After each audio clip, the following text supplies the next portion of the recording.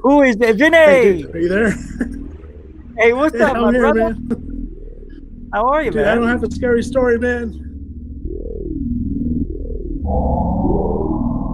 I was like, I'm gonna have pretty much a heart attack. I'm like having a heart attack, but I can't scream or anything. Basically, laying on the floor, panicking. Oh! No, you weren't. You built the place. I haven't seen the Hopi in thousands of years. Don't make fun of my people. Period. Sorry, I'll pull out grandfather. your ass and cut you up into little bitty bits. Facebook page down because people said Richie from Boston's gay. He's gay. I'm gay. I'm a gay man. And I mean, yeah, I mean, you can prosecute me for that if you like. No, it's not why I'm doing that. I'm just saying there's a lot of... That is what you did.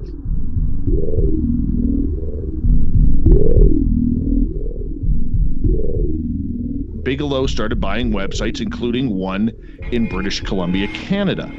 So all of a sudden, this kind of triggered Brian Vike. Welcome back to Third Phase of the Moon. Blake Cousins here. We've got a special report for you. We've got a few UFO videos that we want to share with you. Welcome back, everybody.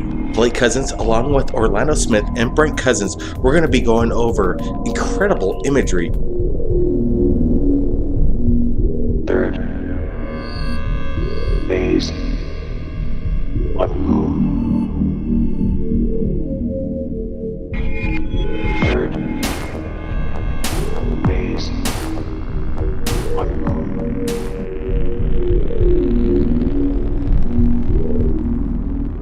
10, 9, ignition sequence start. 6, 5, 4, 3, 2, 1, 0. All engine running. Liftoff.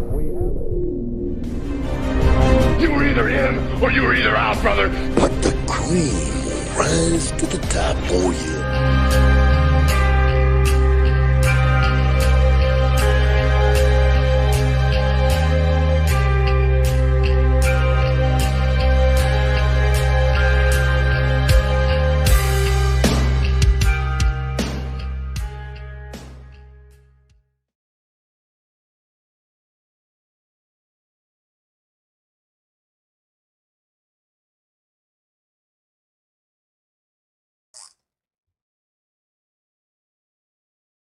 All right, all right. All right. Welcome to Goof On tonight. How's it going? We had technical issues. The power went out today. And for some reason, logging in again, just like last night, I couldn't log into the streaming service that I use, which is Streamlabs. Used to be Melon. I think I may go back to using OBS. But with OBS, I can't show or highlight your comments. I could put the chat room in the screen. I'll see how it goes. Maybe they'll work on it. Maybe there'll be an update. I've never had this problem before, so we'll see if it continues. I just couldn't log in. So I added 5 minutes to the show to start, thinking I may need it. And I actually wound up logging in, a couple of minutes before 7. But I just left it because if I keep going, switching it. Oh, and then when I got in, it said show starts at 7:53. Yeah, that's right. 7:53? What are you, high? So I had to go back in, change it back to 7. It's like there's evil working against moi when it comes to ufology. Wouldn't that be great? If I really was that worthy to be messed with, even just a little bit, that'd be kind of fun to be deemed somebody that, no, we have to get this rich Giordano guy. How do we stop him from talking negatively? I got an idea, boss. Why don't we mess with his time? Oh, that sounds good, Beelzebub. It's Beelzebub, not Beelzebub. You always get my name wrong. Anyway, welcome to the show. Speaking of aliens, how would a sentient plasmoid being... God, I hate saying that. A sentient plasmoid. Don't they know we're not plasmoids? We're just eccentric, that's all.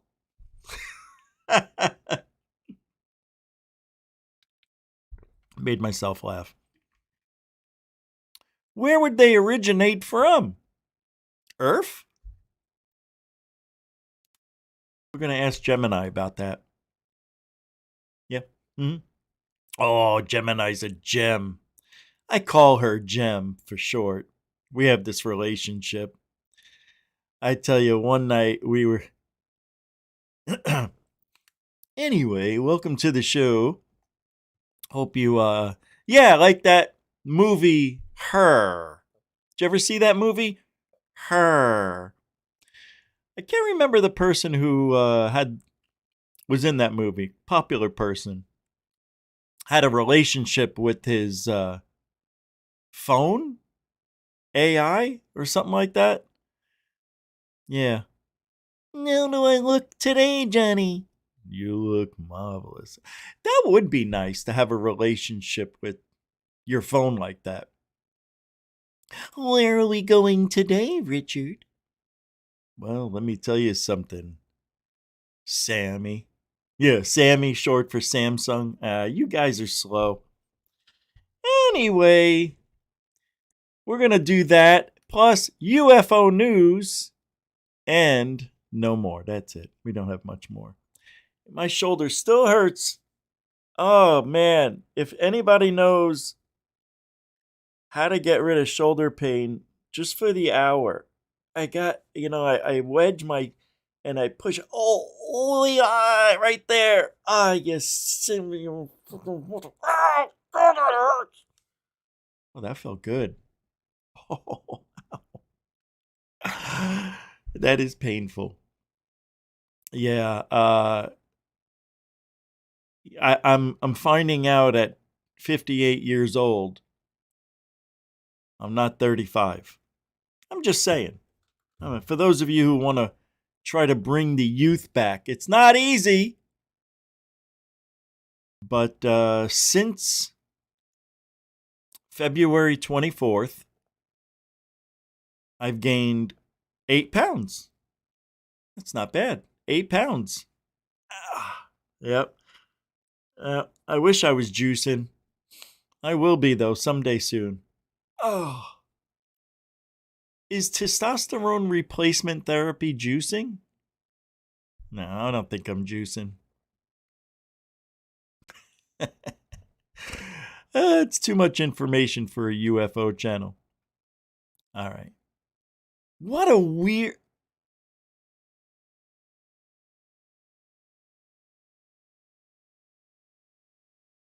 Huh. Oh, wow. Oh, that's cool. Shafet. Lazar's propulsion system and reactor mechanics. We're going to look at this tonight. Also, I saw this Lost Antarctica map, Graham Hancock. Wow, that's cool. When did that come in? Today? Oh, right on. Oh, that's cool shit. I like that. I want to take a look right now at that.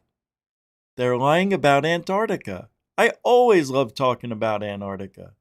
Antarctica's badass. We should go there. Graham Hancock is cool.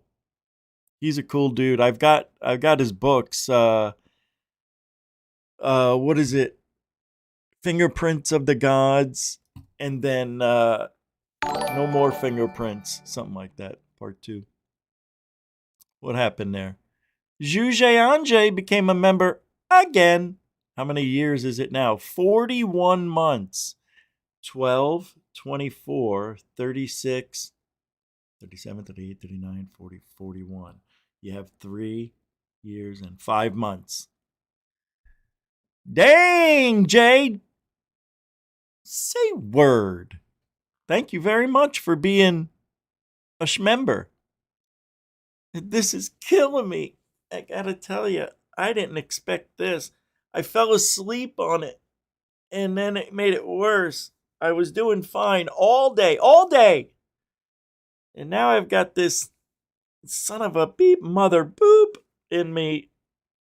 Jeanette, thank you very much for being a member and supporting Truthology for Ufology. Hey, Metalhead.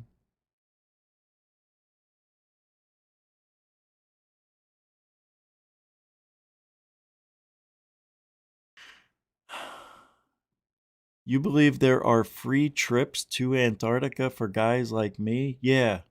Death. I know. It's the only way. I take creatine every day. Every day. I take it before I work out. Believe me, I'm on a regimen. That's why I gained 8 pounds. Pure muscle. I haven't looked this good since I was 40. I'm very pleased. Very pleased. That's why I was talking about doing a show without a shirt on.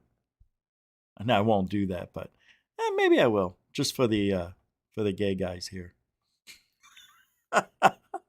Since somebody said it's Richie from Boston in the intro, not Richie from Florida.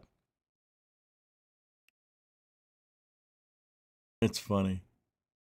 I am looking for the Metalhead. There it is. 22 months of membership. 12, 24 minus 2. It's 1 year, 10 months. We don't disagree on most things. No, you're just wrong. Zing, zing, zing. Yeah. Welcome to the show, man. Thank you for being a member. Giddy up. Appreciate you. Why do you say sorry? It's the truth, though. Death is the only free trip for guys like me. V-Man, how you doing, man? Welcome to this show. Where have you been hiding? Hey, zing, zing, zing. What is this, new? I think I got something new going on here. Welcome to the show. Switch hands? How? How can I switch hands? How can I massage my shoulder?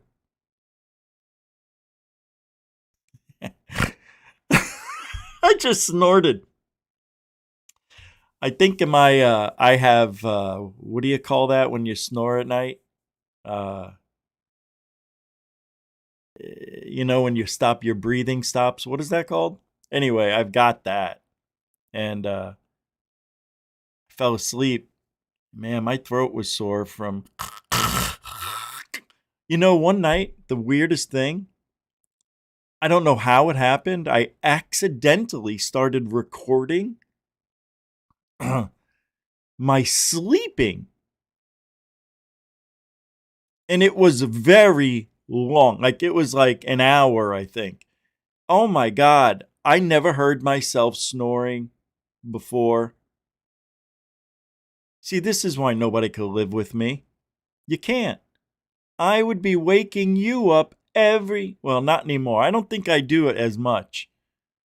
Because ever since I quit smoking weed, I sleep all through the night.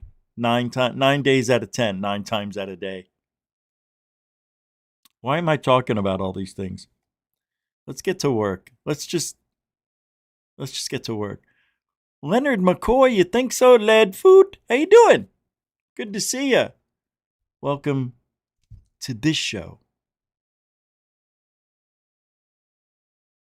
Glenn Collins, welcome. Brooke is, huh?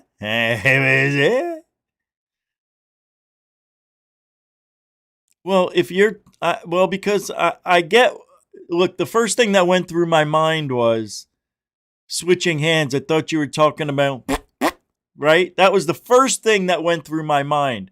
But I said, well, that wouldn't make sense at this time of the show. I didn't give any indication I was, and yeah, I could use both hands too. I know, I found that out about myself. I'm ambidextrous. I'm a master of my domain. Seinfeld.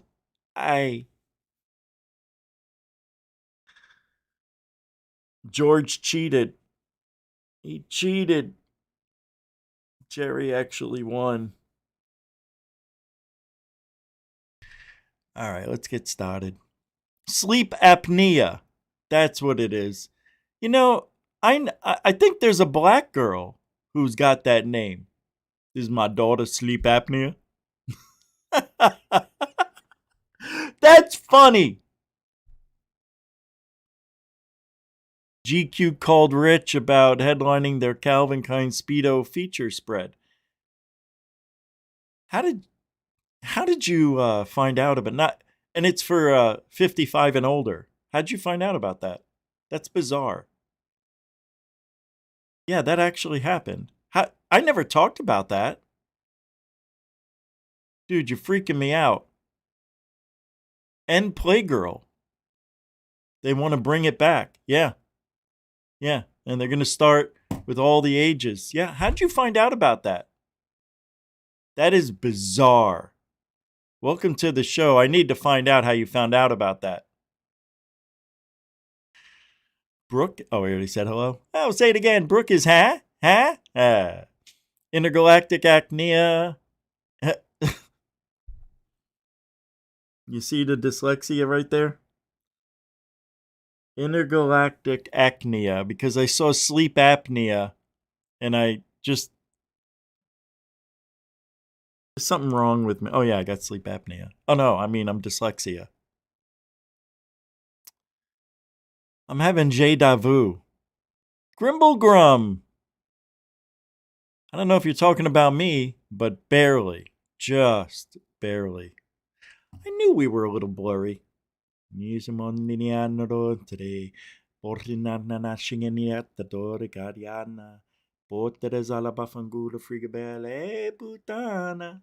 See? I know, that made it worse. We should go back to blurry. Actually, there is a way I could make the background blurry. Oh. Thank you. I guess. All right, if I didn't say your name, it doesn't mean I don't love you. It means I talked way too much already. And I gotta, my neck, and I'm out of Icy Hot.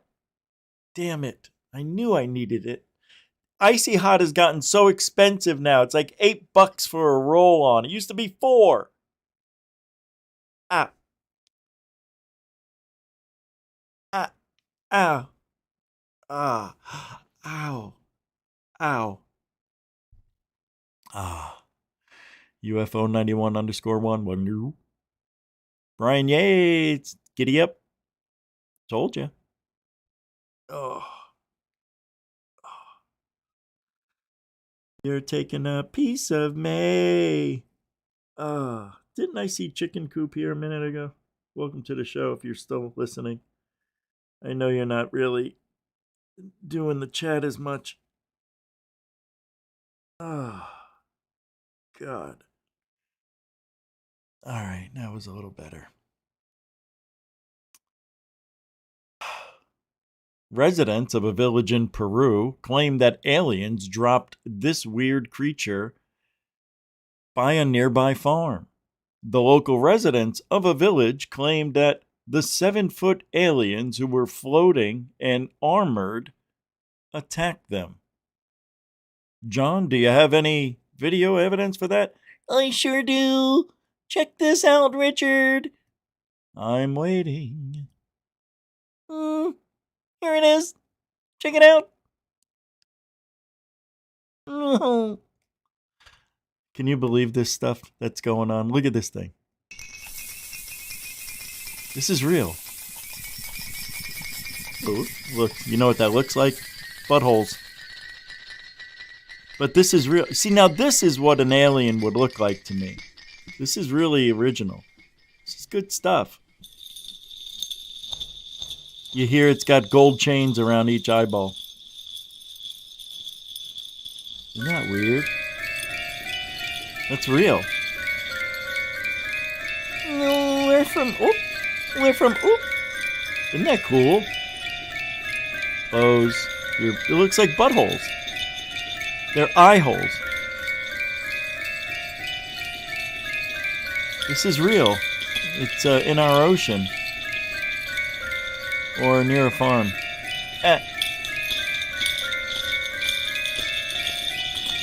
Isn't that wild?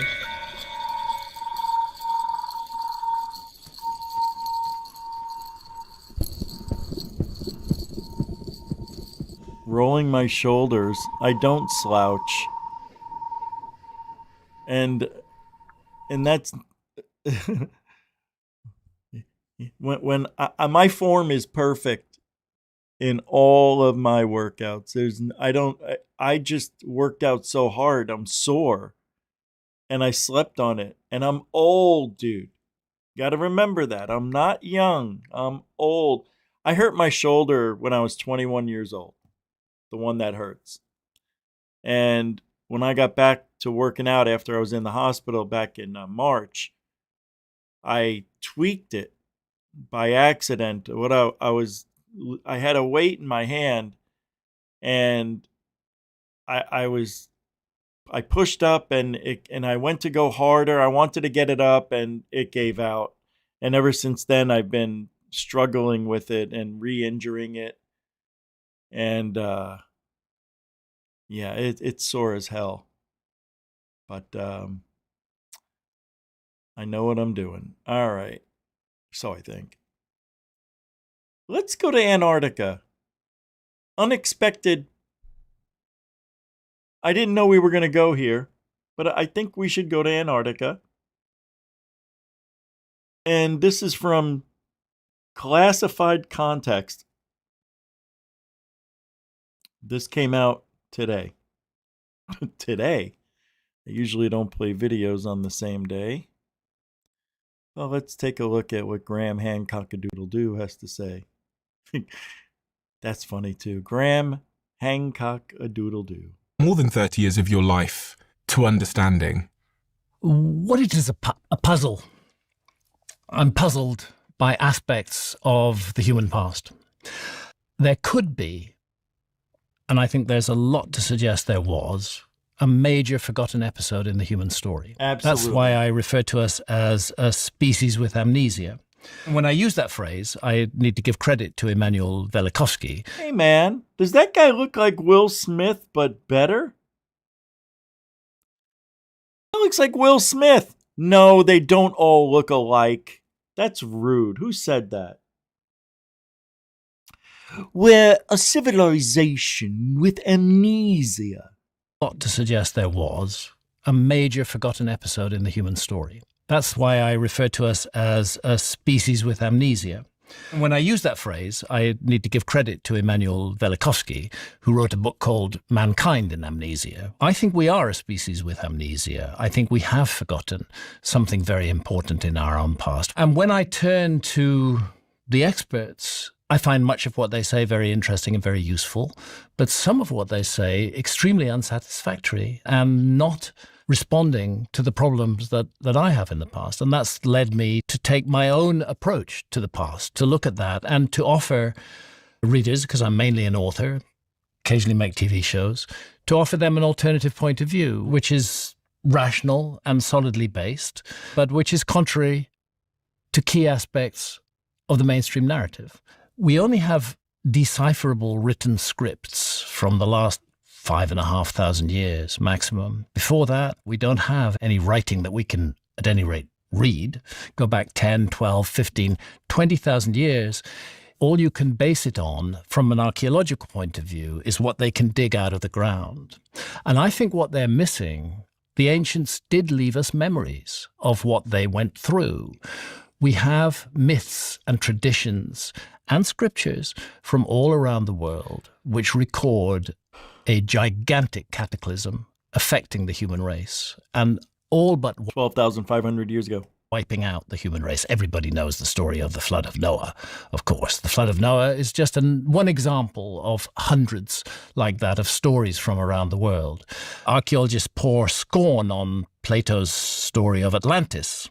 But Atlantis is another of those stories that remembers a global flood that wiped out a former era of existence, leaving only a few survivors. And the archaeological response to them is, there was a local river flood. They exaggerated it. It was a big deal for them, so they said it happened to the whole world. And I'm sick of archaeologists saying that. This is the memory banks of our species. This is the record, the only record we have of a period before 6,000 years ago. And we shouldn't despise it and scorn it as primitive superstition. We should say, what can we find in here that we can coordinate? Right. They go all around the world and see evidence of this cataclysmic world changing, ending, civilization changing, ending event. The flood. Not a river that just overflowed from torrential rains over 30 days and 30 nights, and it was extremely rare, and they thought that they were the center of the world, and you know what I mean? I mean, that's such horsecock. And Graham Hancock, that was interesting how that worked out. Graham explains it and proves it. I don't know how many times, you guys, even in the TV show with the most issues I've ever seen, Ancient Aliens proved that this flood was cataclysmic. There's an episode on Joe Rogan with Graham Hancock and this other guy. I can't remember his name. Maybe you guys in the chat know who I'm talking about. Talk about this event. And it was, I think it was meteor event. Several of them that hit north of this continent, North America. And the ice melted. And there's evidence of rocks that have been thrown 10,000 miles away, from their original location. Something happened. It was massive, and they proved it, in my opinion, without a shadow of a doubt. It's really, this guy's amazing, and he just gets blown off as a fringe, geologist, historian type of guy. It's not right. With scientific facts that we're aware of, let's see if there's something to this, rather than just dismissing it. Many of these myths contain imagery and a series of numbers. A very important academic study published in the 1960s, a book called Hamlet's Mill, by Giorgio de Santillana, professor of the history of science at Massachusetts Institute of Technology, and Hertha von Deschend, professor of history of science. This is not me speaking. This is major historians of science in the 1960s. They found encoded in those myths numbers and imagery that could only relate to one thing. And that's an obscure astronomical phenomenon called the precession of the equinoxes. I'm not going to go into the technical details, but to observe it and to record it and to predict its effects in the future involves very precise astronomical observations maintained over a very long period of time, hundreds and hundreds of years at least. So here we have myths of a global cataclysm. There is just so much else. There are ancient maps that show the world as it looked during the Ice Age, again dismissed as just total coincidence and not significant by archaeology. I feel that archaeology has failed miserably in providing... Archaeology is afraid to change the history books because then all of their claims go awry. Then they were disproven, right? It's bullshit. A nurturing, satisfying answer to the questions we all have. Precession is the slow wobble of Earth's axis. It takes about 26,000 years for that wobble to complete a full cycle, which means the background stars appear to shift over extremely long periods of time. Ancient people didn't need telescopes to notice it, but they would have needed careful skywatching passed down across generations. So when you say global cataclysm, what does that mean? It means that something hit the planet, we were wiped out? Yeah, there are a number of options. And again, I need to stress this because there's so much propaganda in this business, I'll be immediately accused of lunatic fringe. The solid science that's been done on this is twofold. One aspect of it, the one that I find most persuasive, is called the Younger Dryas impact hypothesis. There we go. And this is a mainstream hypothesis, but it is severely criticized within academia. The hypothesis is that about 20,000 years ago, a very large comet came in from deep space 20,000 and went into orbit around the sun. This would be a comet of the diameter of 100 kilometers, maybe 200. Comes in, gets captured by the sun's gravity, goes into an orbit. That orbit crosses the orbit of the Earth. While you're dealing with one large object, the chances of getting hit are extremely low. It would be very bad if you did, but very low. Trouble is, nobody disputes this. Once comets are caught by the gravitational field of a very large planet or of a sun, they start to break up into multiple parts. And this is what happened to the Younger Dryas comet. Instead of being a single bullet, it became a shotgun blast. It became thousands and thousands of objects, of which we've catalogued quite a lot. Numbers of them. Comet Encke is the best known bit of that former comet. Many of the academics who look at this think that Comet Encke, which is about 6 kilometers in diameter and which does cross the orbit of the Earth, they think that that was the source comet. But whereas the other team are saying, no, that's a bit of the source comet. There were many other bits as well. And 12,800 years ago, 12,860 approximately, the Earth went into a storm of these fragments. None of them big enough to compare with the object that wiped out the dinosaurs 65 million years ago. But all over the world, the Earth is turning. This stuff comes in. They found it in the west coast of North America. They found it in Belgium, and they found it as far east as Syria. So it's like the Earth turns, and this stuff is just coming in. Most of it is blowing up in the air. It isn't even hitting the ground. But an airburst from an object that might be 100 meters in diameter is equivalent to a very substantial nuclear blast. Okay. I want to see Antarctica, though. Why are we talking about Antarctica? I thought we were talking about it. Here we go. Let's see. Let's go here. Nobody disputes that the Younger Dryas was a cataclysmic event. It's just the degree of the cataclysm that's disputed and what caused it that's disputed. But everyone agrees that humans are 315,000. At present. When I started on this quest back in the late 80s, early 90s, it was felt that anatomically modern human beings had not existed for more than 50,000 years. Very recent, really. But this turned out to be complete rubbish because anatomically modern humans are much older than 50,000 years ago. We have 196,000-year-old anatomically modern human remains from Ethiopia. And then, finally, 315,000 years ago, a recent find in Jebel Irhoud in Morocco. Again, anatomically modern humans. So we can say that if we define ourselves by our anatomy, brain size, capacity of the skull, if we define ourselves in those ways, we've been around for at least 315,000 years and probably much longer. Jebel Irhoud is a fossil site in Morocco that changed the timeline for Homo sapiens. Before those finds were redated, the common picture was that modern humans appeared much later and mainly in East Africa. The Moroccan fossils pushed the story back to roughly 300,000 years ago and suggested early Homo sapiens were already spread across more of Africa than the older model allowed. That's just an accident of discovery. And that's one of the things that puzzles me. If we're anatomically modern, if we've got all the modern kit, if we've got the same brains, we've got the same neurology, everything is there, the moon or any of that bullshit, I think they were very different. And when I say a lost civilization, I do not mean a civilization like ours. I do not mean an industrial civilization. I don't mean they had cell phones or flew to the moon or any of that bullshit. I think they were very different civilization from ours, but they had conquered a number of peaks. And one of those peaks was navigation and ocean seafaring, hence the survival of maps, which show the world as it looked during the Ice Age. And another was astronomy. And another really important breakthrough evidenced by the ancient maps, particularly a category of maps called the Portolanos, is accurate relative longitudes. This is the Orontius Phineas map. It shows Antarctica right there. And this is interesting because this map was drawn in 1531. Wow. The problem is that our civilization didn't discover Antarctica until 1820.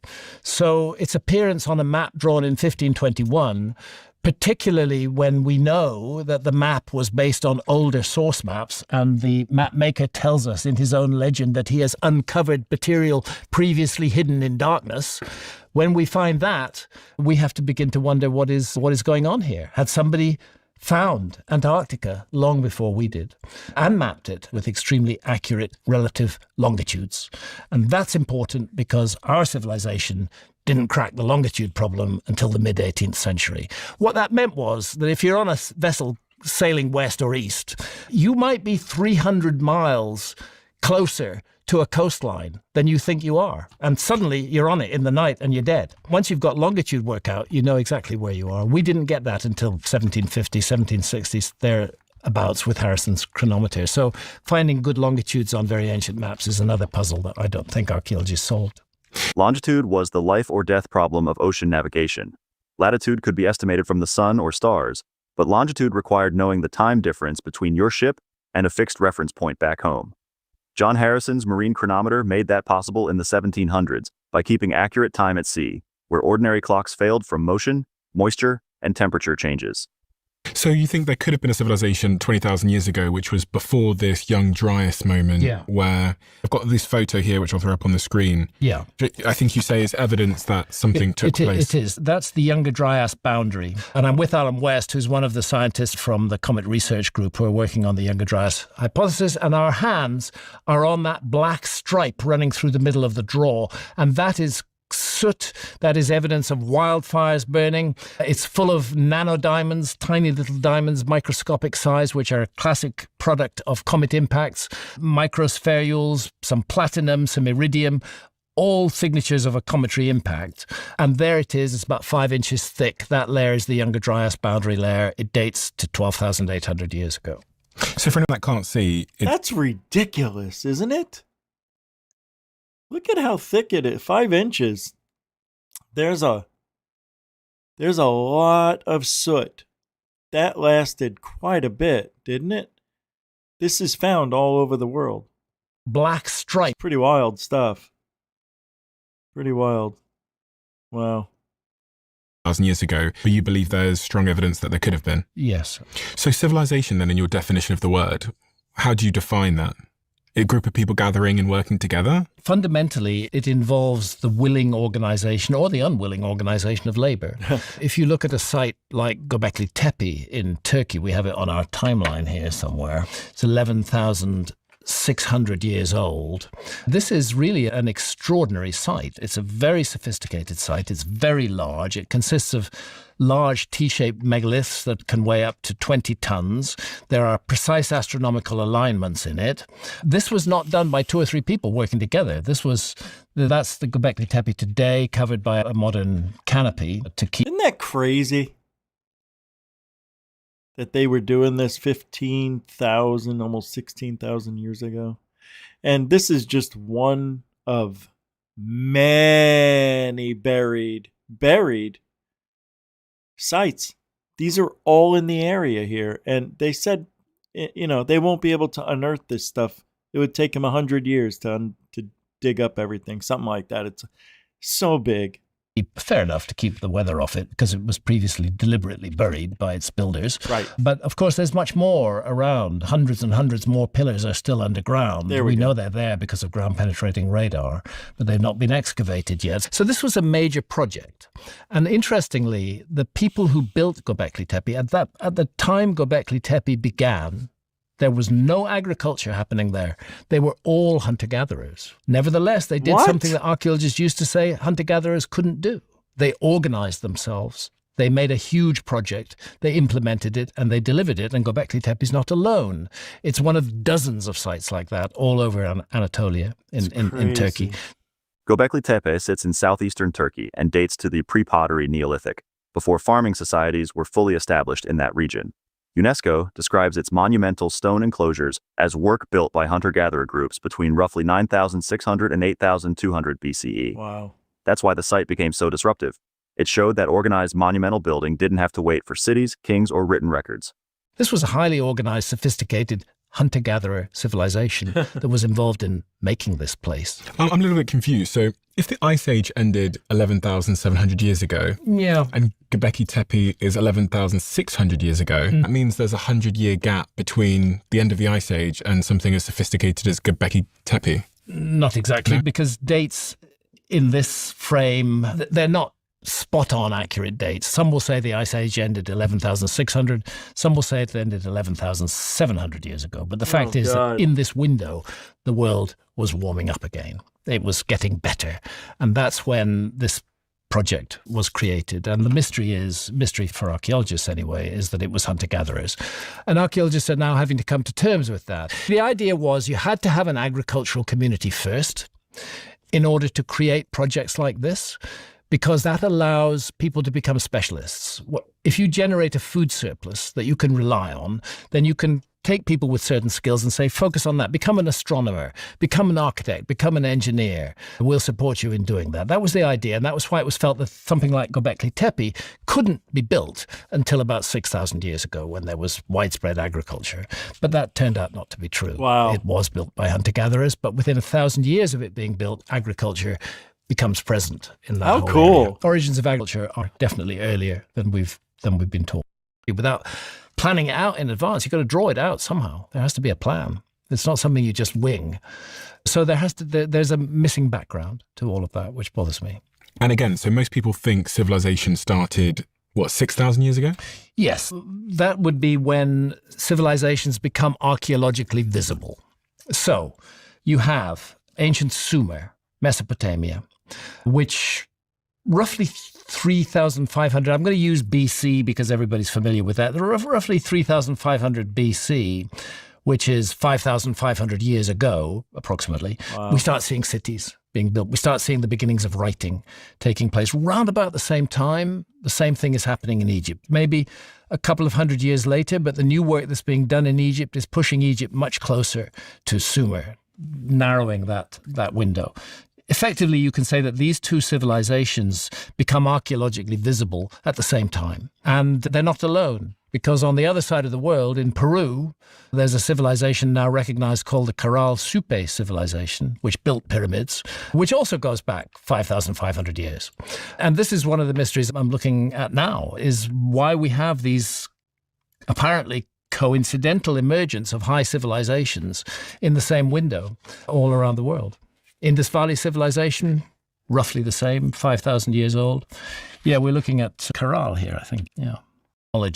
They, instead of using blocks, they put small stones in textile bags, and those allow a certain amount of shifting so the thing doesn't collapse in an earthquake. And this is 5,500 years old, getting on.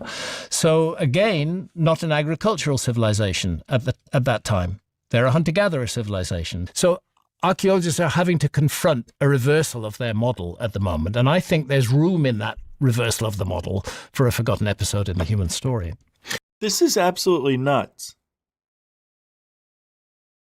They don't want to change history.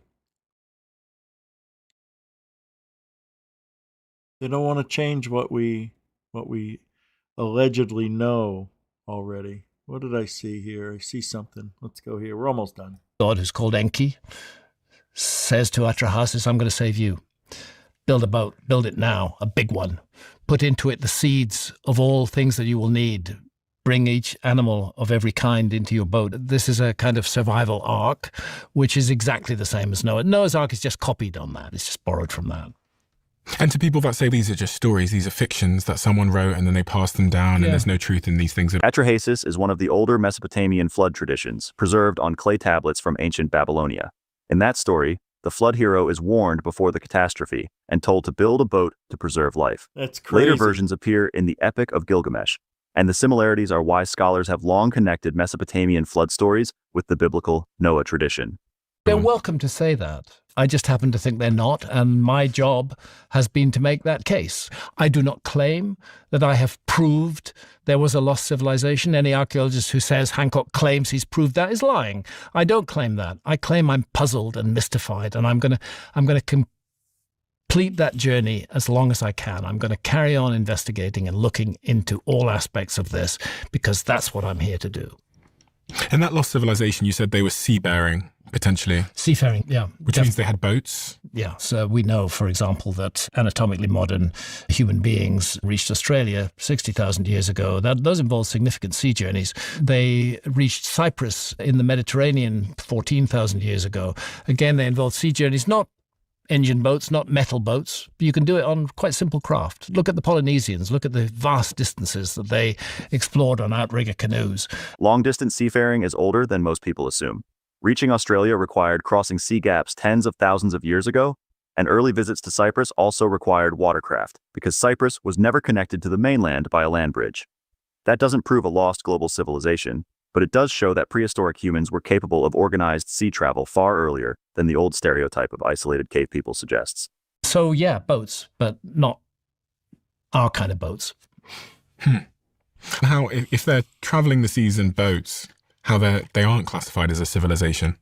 Because, according to the mainstream model, which I am trying to provide an alternative to, they never existed. There was no such people. They never did these things. The maps are just coincidences, irrelevance, just odd. They put Antarctica, they put a land mass in Antarctica because they felt it would balance the world. That's the theory that's given. And it's just, to me, it's not satisfactory. It just doesn't add up. These things need to be explained. And it's why in every society which wishes to make progress, mavericks, people who go against the grain, no matter how much shit they have to take, are needed. They're needed in our society to provide a balance to this overwhelming mass that science now occupies. Science has now come to occupy the space that religion occupied in many people's minds. And again, I need to emphasize, I'm not against science. Science is about to save my life. I have major heart surgery coming up in 2 weeks' time. I'm not against it at all, but I think it should be one weapon in our armory, not the only weapon. That's wild, man. Wild stuff. And if you think about it, not once did he mention plasmoid sentient beings, reptilians, grays, tall whites. None of them were mentioned. Have you noticed? Archaeology doesn't talk about that. Neither does a geologist or an entomologist. So I looked up, how would a sentient plasmoid being survive on Earth? It says, to imagine how a sentient plasmoid being, a coherent, self-contained structure of plasma and magnetic fields, would survive on Earth, we have to look at the fundamental physics of plasma. Because plasma is a highly energetic ionized gas, Earth's dense, cold, and oxygen-rich atmosphere is actually an incredibly hostile environment for it. Okay. Left on its own, a plasmoid would instantly neutralize, cool down, and dissipate. For a plasmoid being to survive here, it would need to overcome three major challenges: confinement, energy consumption, and environmental degradation. And here's how it could theoretically do it. 1, maintaining shape and coherence, self-confinement. In a laboratory, we use massive high-powered magnets, like in a fusion tokamak, to keep plasma from touching walls and cooling down. A sentient plasmoid would need to generate its own internal magnetohydrodynamic field, an MHD. The mechanism. Now, the being would likely resemble a highly complex biological version of ball lightning. It would rely on intense, twisted magnetic flux ropes to trap its own high energy electrons and ions in a stable circulating loop. You understand?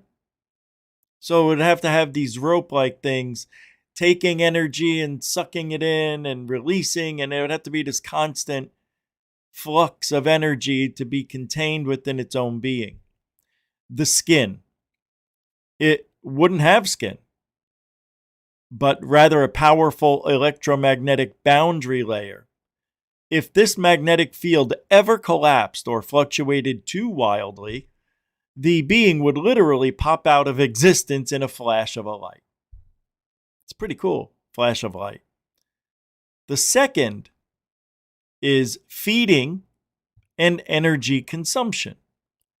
A plasmoid requires constant, massive amounts of energy to maintain its ionization state, keeping electrons stripped from nuclei. It couldn't eat organic food. It would feed directly on the electromagnetic spectrum. Electrical grazing is one thing. It would likely frequent high voltage power grids, substations, and lightning storms to recharge its plasma density. There's also thermal and solar absorption. It might hover near geothermal vents, active volcanoes, or high in the ionosphere during the day to absorb intense UV radiation and solar wind particles. This being is going to have a hard time, right? And the danger to us? Well, moving through a human city, it would inadvertently drain batteries, blow transformers, and cause massive electromagnetic interference. And the third, navigating Earth's atmosphere. Earth's atmosphere is a dense soup of neutral gases that love to rob plasma of its energy via collisions. Atmospheric insulation. To move through the lower atmosphere without cooling down, the plasmoid would need to create a protective buffer zone around itself, perhaps a localized vacuum or a superheated thermal envelope that flash vaporizes moisture before it can penetrate the core.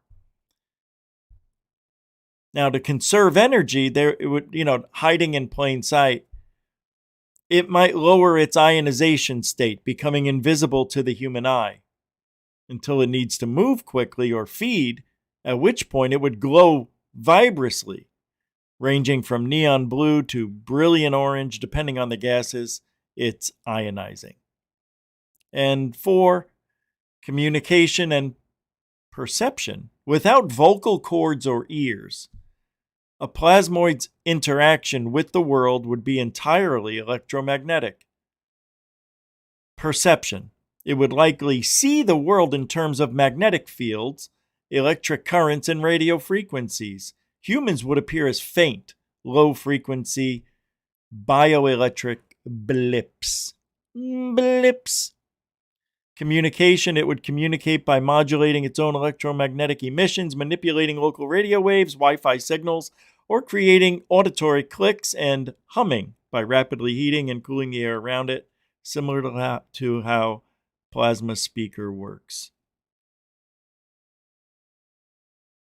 A plasmoid being on Earth would likely live a nomadic lifestyle, riding Earth's geometric field lines like a highway. It would spend its time high in the ionosphere where plasma is naturally stable, only descending into the lower atmosphere to feed on power grids or ride out a severe thunderstorm, appearing to humans below as an unexplainable maneuvering UAP. Interesting. Very interesting. Very interesting. What's up, Nathan? Bob Birkins, how you guys doing? I read that straight from Gemini. I asked, how would a plasmoid being survive on Earth? Can it, Plasma is a conduit. Yeah. But if it was a thing, that's how, what I was reading, that's how it would survive. It's all hypothetical, theoretical. I didn't make it up. Gemini did. Gemma, as I call her. Gemma, chameleon. It's what I know. I don't know much. All right, I'm going to get out of here because I've got a neck pain that's killing me. And I want to thank you guys for hanging out for the hour. Sorry it went so fast, but we'll be back tomorrow. I can't do this. It's killing me. I'm in agony. I got to do something. So I'll see you guys on the flip side. Thank you very much.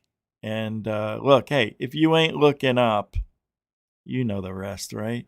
You ain't looking out for ufology. That's sad, isn't it? All right. We'll get you out of here with a little bit of Lucian. They Erased Me, the Bob Lazar song. What? What'd I miss? Oh, okay. Alien Bless.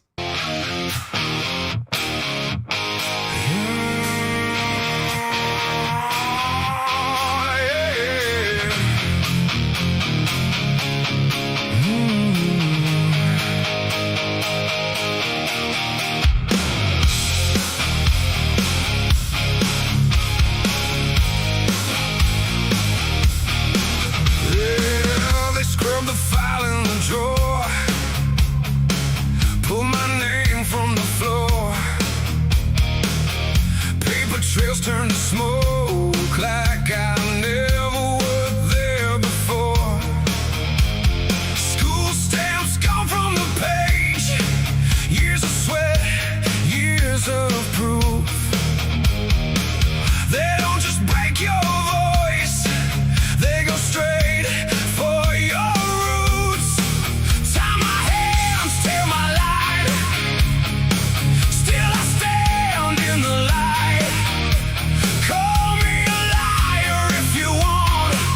I know what lived in my life. They erase me, but I'm still here, They erase me, can't kill truth with fear. They erase me.